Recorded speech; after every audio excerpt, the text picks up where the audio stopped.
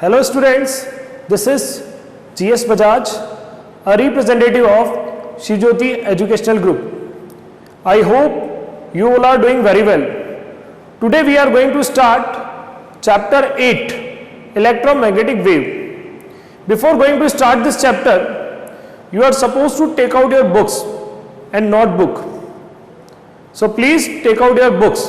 We are going to discuss about introduction of electromagnetic wave. What is electromagnetic wave? Electromagnetic wave, it is produced by accelerated charge. Electromagnetic wave कैसे produce होती है? Accelerated charge से produce होती है. Electromagnetic wave में एक होता है इलेक्ट्रिक फील्ड. इलेक्ट्रोमैग्नेटिक फील्ड में क्या होता है? एक होता है इलेक्ट्रिक फील्ड और एक होता है magnetic field. Both are perpendicular to each other. Electromagnetic wave में सपोज कीजिए this is showing the direction of electric field and this is the direction of magnetic field. तो इलेक्ट्रोमैग्नेटिक वेव में एक electric field होता है और एक magnetic field होता है and both are perpendicular to each other. Electromagnetic wave, where they are used, let's see where are they used. You must have seen X-ray report. आपने कभी ना कभी X-ray report जरूर देखी होगी. वो जो X-ray report बनाने के लिए जो X-rays यूज होती हैं, these are also electromagnetic wave. For the cancer treatment में भी electromagnetic waves they are used in cancer treatment. Microwave oven में भी कौन सी वेव यूज होती है? Electromagnetic wave. Radio, television, cell phone. In this all parts electromagnetic waves are used. Radio, television, cell phone. The electromagnetic waves are used in radio, television and cell phone.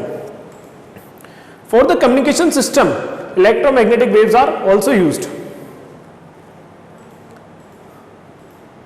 So for X-ray report, for microwave oven, for cancer treatment, for watching television, for communication system, in all the parts electromagnetic waves are used.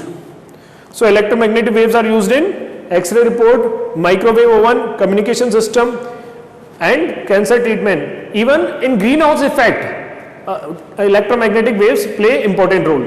So electromagnetic wave which is produced by accelerated charge. Electromagnetic wave is produced by accelerated charge. It consists electric field as well as magnetic field. And electric field and magnetic field both are perpendicular to each other. Electric field and magnetic field both are perpendicular to each other and they are perpendicular to direction. Electromagnetic wave में electric field होगा, magnetic field होगा और direction होगी. The all are mutually perpendicular to each other. As you can see, this one is electric, this one is electric field. Suppose this one is magnetic field and this one is direction.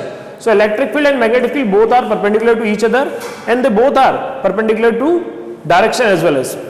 So electromagnetic wave, it consists electric field as well as magnetic field. Both vary with time.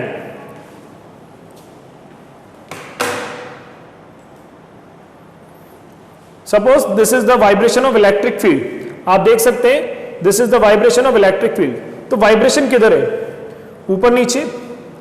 And these are the vibrations of magnetic field. आप देखिए magnetic field में vibration किधर है? X direction में. So the vibration of electric field as well as vibration of magnetic field both are perpendicular to each other. जो vibration electric field के आप देख सकते हैं, suppose it is in y plane and the vibration of magnetic field they are in x plane. They are in x direction and they are in y direction. So both are perpendicular to each other. तो electromagnetic wave में क्या होता है? जो electric field है और जो magnetic field है वो कैसे होते हैं? वो परपेंडिकुलर टू ईच अदर होते हैं और both are perpendicular to the direction of propagation. Direction of propagation means किस डायरेक्शन में वो जा रहे हैं. तो इलेक्ट्रोमैग्नेटिक वेव में electric field and magnetic field both are perpendicular to each other और दोनों प्रोपगेशन के परपेंडिकुलर होते हैं.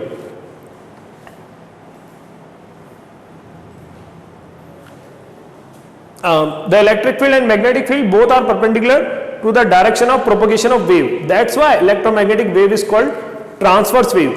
अब क्वेश्चन आता है why transverse wave? Why electromagnetic wave is called transverse wave? This is the very important question. Why electromagnetic wave is called transverse wave? Because the vibrations are perpendicular to the direction of propagation of wave. जो vibrations है वो direction के perpendicular है. That's why the electromagnetic waves they are called transverse wave. Electromagnetic waves are called transverse wave. Why they are called transverse wave? Because the direction of vibration is perpendicular to the direction of propagation. That's why electromagnetic waves are called transverse wave. Electromagnetic wave can travel in vacuum as well as medium. अब हम discuss करेंगे how does electromagnetic wave is produced, electromagnetic wave produce कैसे होती है। So first is electromagnetic wave is produced by acceleration of charge. Electromagnetic wave is produced by acceleration of charge. Charge के accelerate करने से electromagnetic wave produce होती है। How does electromagnetic wave is produced by the acceleration of charge. Electromagnetic wave कैसे produce होती है, charge के acceleration करने से। सेकंड इसका सोर्स है an electric dipole. An electric dipole is the basic source of EM wave. Generation of electromagnetic wave, electromagnetic wave को कैसे जनरेट कर सकते हैं आप। पहला तरीका है चार्ज का एक्सीलरेट करना। दूसरा an electric dipole, it is the basic source of electromagnetic wave. And third one is LC circuit. LC circuit, in LC circuit in which inductor and capacitor are connected, there is also electromagnetic wave is produced. Electromagnetic wave कहाँ produce हो सकती है, when charge is accelerated, और an electric dipole is the basic source of electromagnetic wave. जो dipole है, it is the basic source of electromagnetic wave. And in LC circuit where inductor and capacitor are connected, LC circuit जहाँ पे inductor और capacitor connect होते हैं, their electromagnetic waves are produced. Now I am going to discuss about the expression of electromagnetic wave. Electromagnetic wave को आप कैसे लिखेंगे। आप जानते हैं इलेक्ट्रोमैग्नेटिक वेव में एक इलेक्ट्रिक फील्ड होता है और एक मैग्नेटिक फील्ड होता है। तो इलेक्ट्रिक फील्ड को आप कैसे रिप्रेजेंट करेंगे, E vector is equal to E naught, E naught which is the peak value, maximum value, it is the time varying, so that's why sign will come sin kx minus omega t, and it is the vector quantity, suppose it is in y direction, तो direction क्या आएगी, j cap. तो देखिए मैंने किस तरह से electric field को रिप्रेजेंट किया। This is the electric field of electromagnetic wave. E vector equals to E naught sine kx minus omega t, and direction is j cap. Suppose the electric field is in y direction. अब आपको electric field आपने लिख लिया, magnetic field कैसे लिखेंगे, B vector equals to B naught. आपको ये ध्यान रखना है इलेक्ट्रिक फील्ड और मैग्नेटिक फील्ड का फेज सेम रहेगा। इलेक्ट्रिक फील्ड और मैग्नेटिक फील्ड का फेज सेम रहेगा, मतलब ये वाली term will be same, sine kx plus omega t, but magnetic field is perpendicular to the electric field. Suppose it is in y direction, so it will be in z direction, और z direction में unit vector क्या होता है, kk। तो किस तरह से हम रिप्रेजेंट करेंगे वो देखना। Electric field is equal to E naught sine kx minus omega t, ये क्या है, फेज है। इलेक्ट्रिक फील्ड और मैग्नेटिक फील्ड दोनों का फेज क्या रहेगा, same, this will be minus. यहां पे kx माइनस ओमेगा टी है, तो यहां पे भी क्या आएगा, kx माइनस ओमेगा टी आएगा। तो इलेक्ट्रिक फील्ड का फॉर्मूला क्या होगा, E naught sine kx minus omega t, direction j cap means y direction.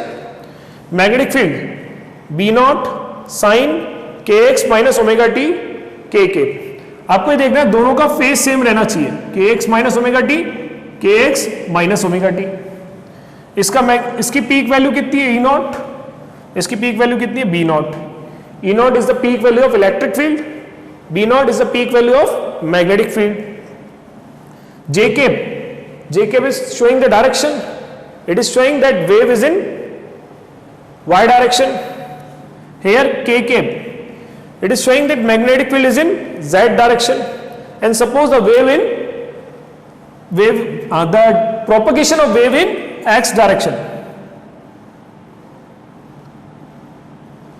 अब आप वेव का डायरेक्शन कैसे निकालेंगे, आप क्या करें, इनका क्रॉस प्रोडक्ट कर लें, जे केप क्रॉस के केप, और आप जानते हैं जे केप क्रॉस के केप किसके इक्वल होता है, आई केप के। इसका मतलब वेव की डायरेक्शन क्या होगी, एक्स डायरेक्शन। मीन्स आप बताइए वेव की डायरेक्शन क्या होगी, wave direction is x, electric field की डायरेक्शन क्या होगी?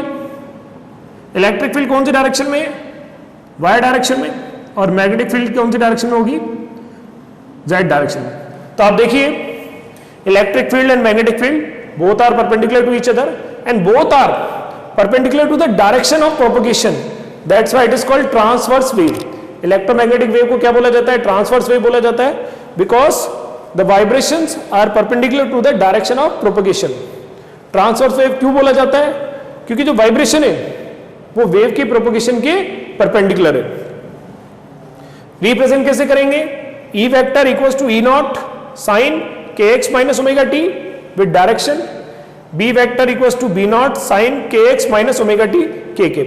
आपको ध्यान रखना है ये फेज सेम रहेगा, खाली मैग्नीट्यूड पीक वैल्यू चेंज हो जाएगी। क्या चेंज हो जाएगी? Peak value. अब इस पीक वैल्यू में भी एक रिलेशन होता है। पीक वैल्यू में रिलेशन क्या होता है? E naught upon B naught is equals to C। C is speed of light. तो E नॉट और B नॉट का जो रेशियो होता है, ये E नॉट है, ये B नॉट है, इन दोनों का रेशियो किसके इक्वल होता है? C के। E naught upon B naught. और C की वैल्यू क्या होती है? 3 इंटू 10 की power 8 metre per second. Okay, you can also write the magnitude of electric field, magnitude of electric field upon the magnitude of magnetic field is equal to C। E naught upon B naught किसके equal होता है? C। Similarly magnitude of electric field as well as magnitude of magnetic field का ratio भी किसके equal होगा? C। और C की value क्या होती है? 3 इंटू 10 की power 8 metre per second. So this is the representation of electromagnetic wave. Now let me explain with the help of numerical. Suppose magnetic field is given 2 into 10 to the power minus 7 sine 0.5 into 10 to the power 3x plus 1.5 into 10 to the power 11 t kk। अब आपको magnetic field का expression given है, लेकिन आपको electric field का expression find करना है। आप क्या करेंगे? आप मुझे बताइए, इससे कंपेयर करें पहले। ये B नॉट की वैल्यू कितनी होगी? 2 into 10 to the power minus 7। B naught की वैल्यू कितनी है? 2 into 10 to the power minus 7 tesla. Magnetic field given है, आपको इलेक्ट्रिक फील्ड फाइंड करना है। मैग्नेटिक फील्ड का एक्सप्रेशन लिखा हुआ है, आपको इलेक्ट्रिक फील्ड का एक्सप्रेशन लिखना है। तो B नॉट कितना दे रखा है? 2 into 10 to the power minus 7। ये किसकी वैल्यू होती है? B नॉट की। कंपेयर करेंगे हम। अभी अब मैंने आपको रिलेशन बताया था, E naught upon B naught is equal to C। ये रिलेशन बताया था मैंने आपको। E naught upon B naught किसके इक्वल होता है? C। आपको B नॉट पता है और E नॉट फाइंड करना है, तो कैसे फाइंड करेंगे? E naught is equal to B naught into C। E naught कैसे फाइंड करेंगे आप? B नॉट इंटू C से। और B नॉट की वैल्यू क्या है? 2 into 10 to the power minus 7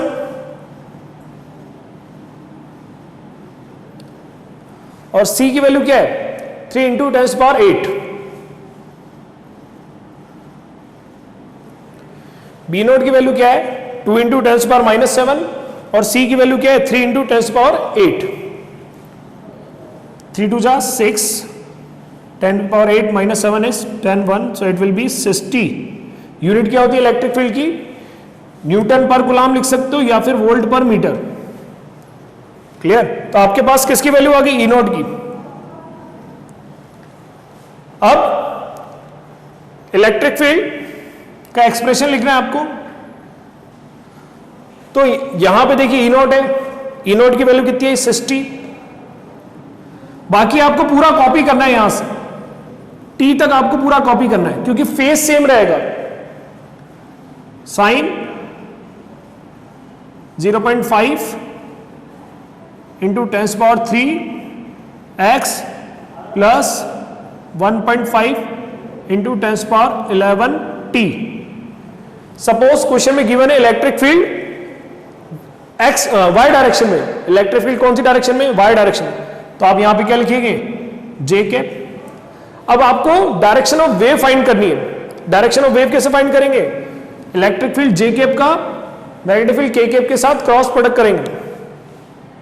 j cap cross k cap किसकी इक्वल हो जाएगा? I कैप के। इसका मतलब वेव की डायरेक्शन क्या होगी? x डायरेक्शन होगी। तो ये एक तरह का न्यूमेरिकल है जिसमें आपको बी नॉट की वैल्यू गिवन थी, ई नॉट की वैल्यू कैसे फाइंड करी आपने, बी नॉट इंटू सी से।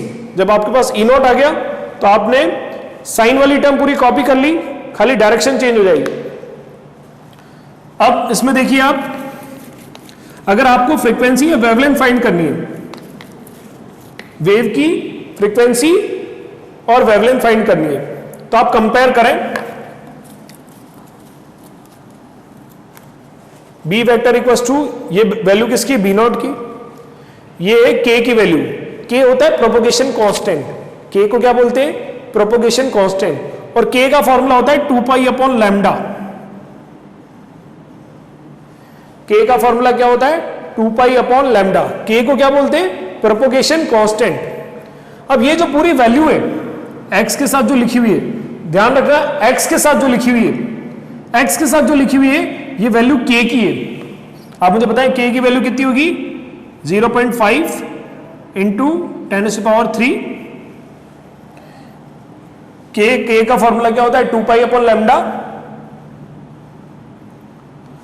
आपको लैम्डा क्या है, वेवलेंथ, लैम्डा क्या है, वेवलेंथ। वेवलेंथ कैसे फाइंड करेंगे, lambda equals to 2 pi upon 0.5 into 10⁻³। तो यहां पे आपका लैम्डा आ जाएगा, आप चाहें तो इसको कैलकुलेट भी कर सकते हैं। 2 पाई की वैल्यू कितनी होती है, 3.14 अपॉन 0.5, 10⁻³ ऊपर जाएगा तो कितना हो जाएगा, -3। पॉइंट हटाएं, यहाँ पे 0 आ जाएगा, 5 की टेबल में 4 बार कैंसिल, 4 से मल्टीप्लाई करेंगे आप,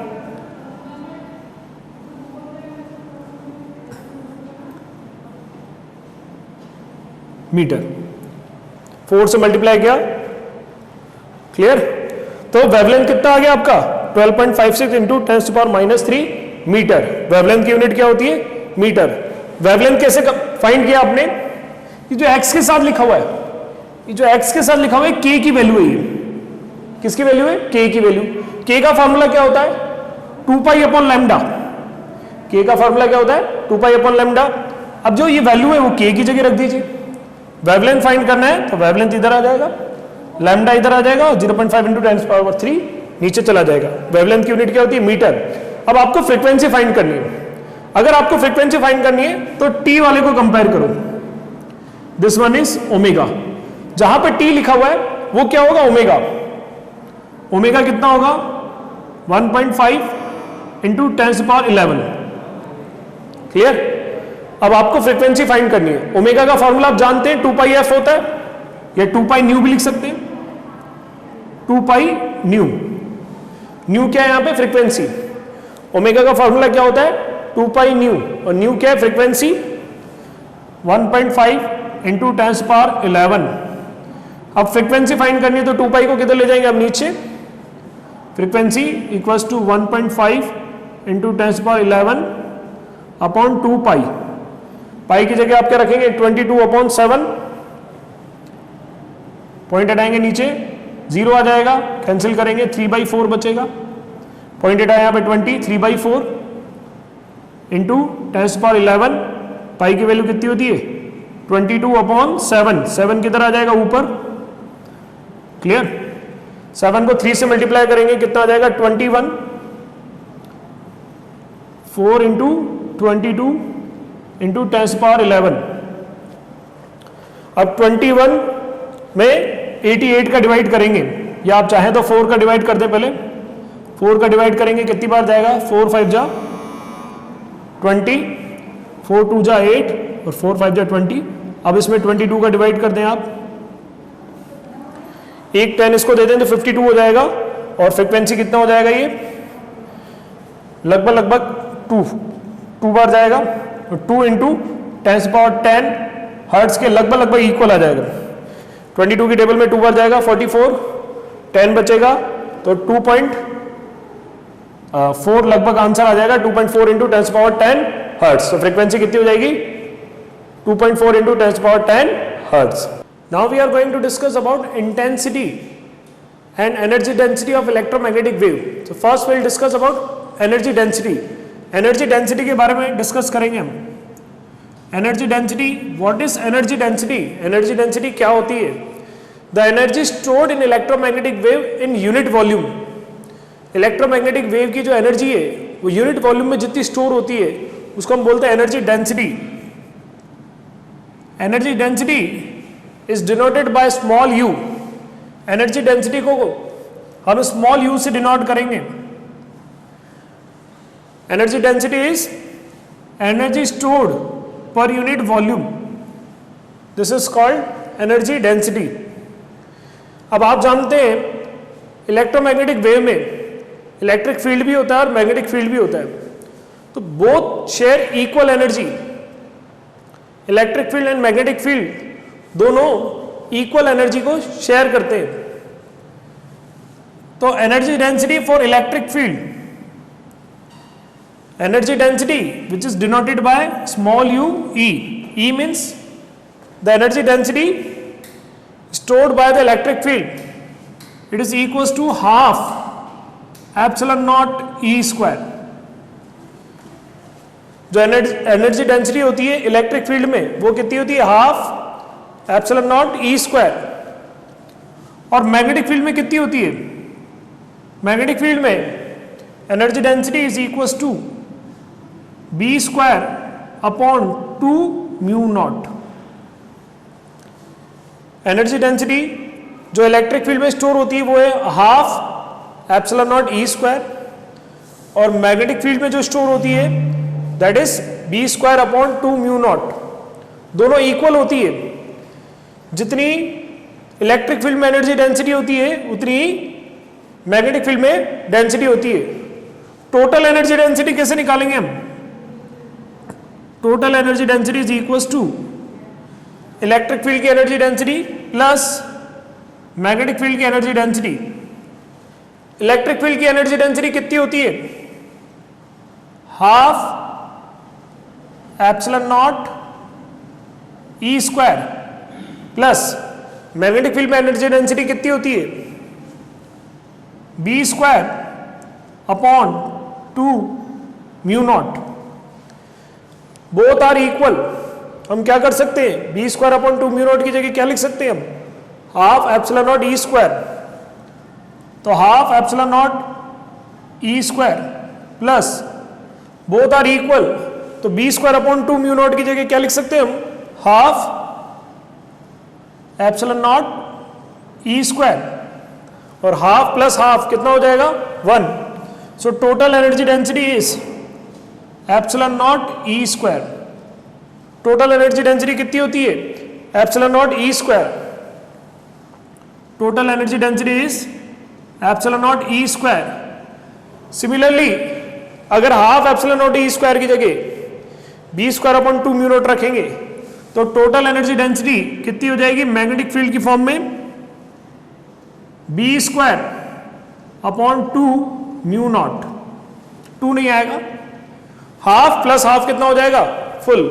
तो मैग्नेटिक फील्ड की फॉर्म में कितनी होगी? B square upon mu naught, और इलेक्ट्रिक फील्ड की फॉर्म में एप्सिलॉन नॉट ई स्क्वायर। ये टोटल एनर्जी डेंसिटी है।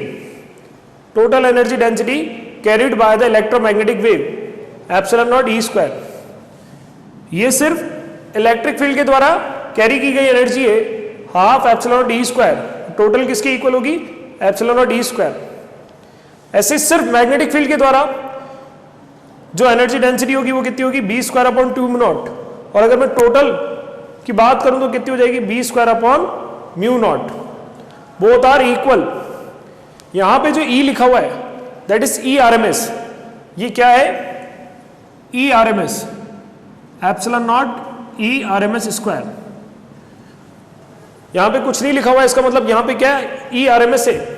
So half epsilon naught E square. अब आर एम एस वैल्यू आप जानते हैं, इसका फॉर्मूला क्या होता है? ई नॉट अपॉन √2। तो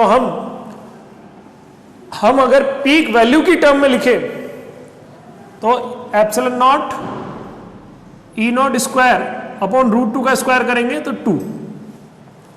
तो पीक वैल्यू की टर्म में कितनी हो जाएगी? Half epsilon naught E not square, और आरएमएस की टर्म में epsilon naught E square. Similarly इसको भी अगर हम पीक वैल्यू की टर्म में लिखेंगे, यहां पे कुछ नहीं है, बी के साथ कुछ नहीं है, तो इसका मतलब क्या है, ये B R M S.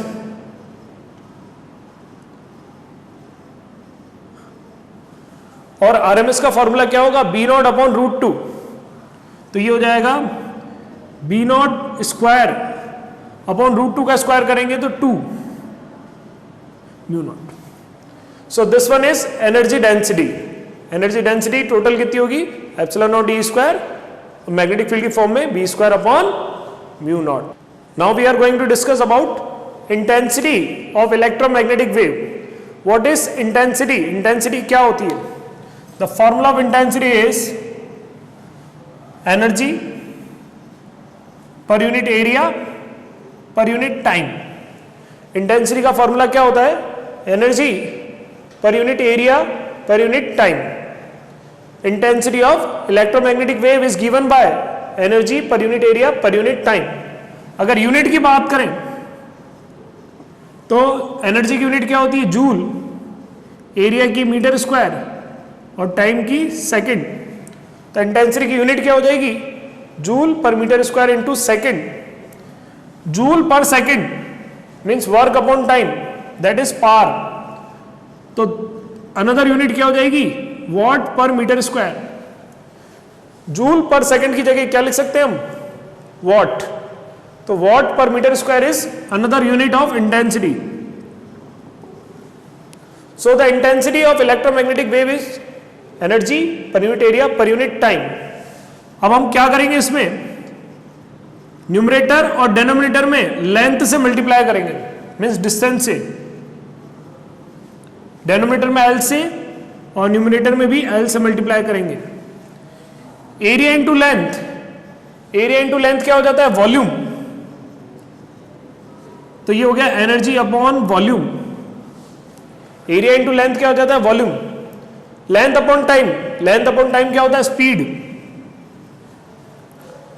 Energy per unit volume, it is energy density. Energy per unit volume is energy density. Energy per unit volume की जगह क्या लिख सकते हैं हम, energy density. It means intensity is given by energy density into C, which is the speed of light. Energy density, energy density का formula क्या होता है, epsilon naught E square into C. Energy density का formula होता है epsilon naught E square and C is the speed of light. So intensity it can be written as epsilon naught E square into C. अगर magnetic field की form में लिखना है, intensity is equal to, intensity का formula है energy density into C. Intensity का formula क्या होता है, energy density into C. Energy density की जगह आप B square upon mu naught भी लिख सकते हैं और सी से आप इसको मल्टीप्लाई करेंगे। तो इंटेंसिटी का फॉर्मूला क्या हो जाएगा, B square into C upon mu not.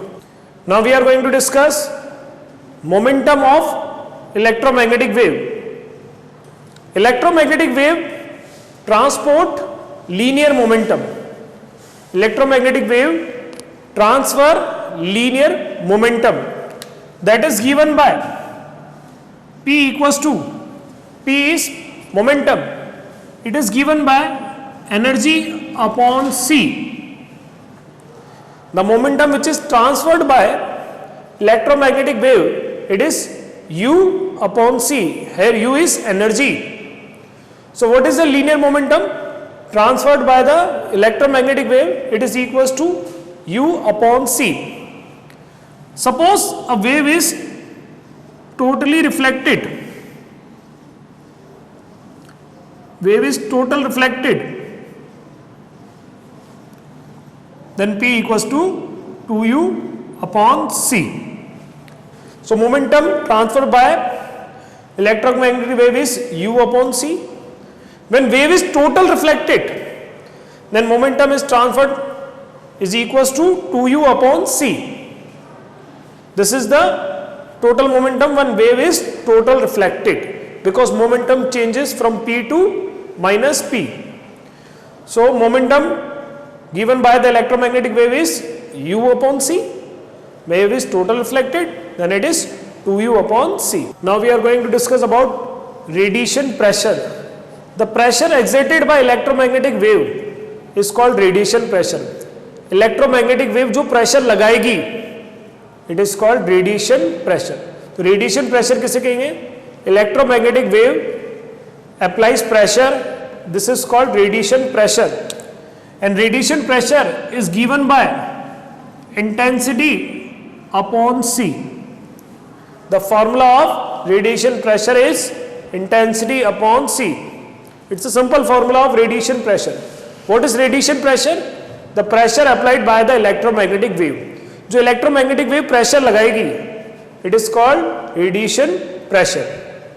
So now we are going to discuss about properties of electromagnetic wave. We are going to discuss properties of electromagnetic wave. First property is electromagnetic wave is produced by accelerating charge. It is produced by accelerated charge. Or you can write the electromagnetic wave is produced by oscillating charge. किसी भी charge के acceleration से जो wave produce होती है वो होती है electromagnetic wave. Second property, electromagnetic wave में इलेक्ट्रिक फील्ड होता है, मैग्नेटिक फील्ड होता है and both are perpendicular to each other. Electromagnetic wave में इलेक्ट्रिक फील्ड होता है, magnetic field and both are perpendicular to each other as well as they both are perpendicular to direction of propagation. They are both perpendicular to direction of propagation. I have discussed this thing that in electromagnetic wave there is one electric field, another is magnetic field. They both are perpendicular to each other. Suppose direction is that, so both are perpendicular to the direction of the electromagnetic wave. Electric field, magnetic field दोनों एक दूसरे के perpendicular होते हैं और जो ये vibration होते हैं they are perpendicular to the direction of propagation. जो वाइब्रेशन है वो परपेंडिकुलर है किसके? Direction of propagation. मतलब जिस डायरेक्शन में वो ट्रेवल कर रही है उस डायरेक्शन के वो परपेंडिकुलर है. That's why these are called transverse wave. So first property is electromagnetic wave, it is produced by accelerated charge और we can say it is produced by oscillated charge. Electric field, magnetic field both are perpendicular to each other and their direction is perpendicular to the direction of propagation. Third property, they can travel in vacuum as well as in medium. They can travel in vacuum as well as in medium also. Fourth property, they travel in a straight line. They travel in straight line. What is first property? Electromagnetic wave, it is produced by accelerated charge.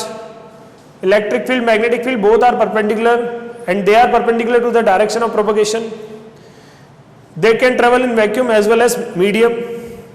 They travel in a straight line and their speed is equals to 3 into 10 to the power 8 meter per second in vacuum.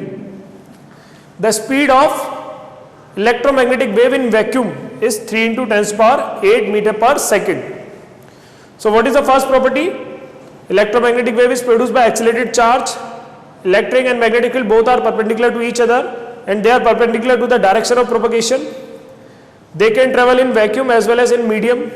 Vacuum में भी travel कर सकते हैं और medium में भी travel कर सकते हैं. They are having straight path and their speed in the vacuum is 3 into 10 to the power 8 meter per second, which is you can write C and value of C is 3 into 10 to the power 8 meter per second. It is in vacuum. C, this is equals to 1 upon mu naught epsilon naught. Board exam में ये question आया है कि 1 upon under root mu naught epsilon naught किसके equal है? It is equals to C and C is equals to 3 into 10 to the power 8 meter per second. So the speed of electromagnetic wave in vacuum is is equals to C and C is equals to 1 upon under root mu naught epsilon naught.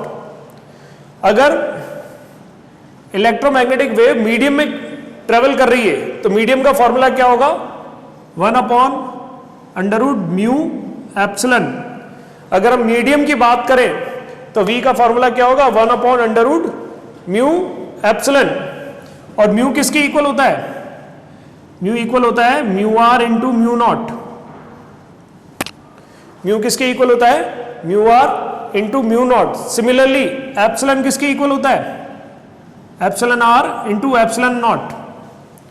तो V equals to, यहां से हम under root mu naught और epsilon naught को अलग कर देते हैं तो क्या बचेगा? 1 upon under root mu R epsilon R. और अलग से क्या कर देते हैं हम? 1 upon mu naught epsilon naught. और 1 upon under root mu naught epsilon naught किसके इक्वल होता है? C के. इसका मतलब मीडियम में जो लाइट ट्रेवल करती है वो C के 1 upon under root mu naught epsilon naught times के इक्वल होता है. तो speed of light in vacuum is 1 upon under root mu naught epsilon naught and speed of light in medium is C upon under root mu naught epsilon naught. So we are discussing about properties of electromagnetic wave. First, they are produced by accelerated charge. They are produced by oscillating charge. They travel in straight line. Their speed of light is, speed of the electromagnetic wave is 3 into 10 to the power 8 meter per second. It consists electric field and magnetic field. Both are perpendicular to each other and they are perpendicular to the direction of propagation. They transfer linear momentum. They transfer linear momentum and linear momentum is equals to U upon C. This will also come in properties. Momentum कितना होगा? U upon C. Energy density कितनी होगी? Epsilon naught E square या फिर B square upon mu not. So these are the properties of electromagnetic wave. First is they are produced by accelerated charge. Electric field, magnetic field, both are perpendicular to each other. They can travel in vacuum as well as they can travel in medium. They travel in a straight line. Their speed of light in vacuum is, the speed of electromagnetic wave in vacuum is 3 into 10 to the power 8 meter per second and it is equals to C and C is equals to 1 upon under root mu naught epsilon naught. अगर medium में electromagnetic की wave की बात करें तो C upon under root mu R epsilon R. और जो momentum transfer करते हैं that is equals to U upon C. जो एनर्जी डेंसिटी होती है epsilon naught E square, U equals to B square upon mu naught. Radiation pressure जो transfer करते हैं, radiation pressure PR, that is equals to intensity upon C. जो radiation pressure लगाते हैं that is equals to intensity upon C. So these are the properties of electromagnetic wave. Rest all of these topics we'll discuss in the next video.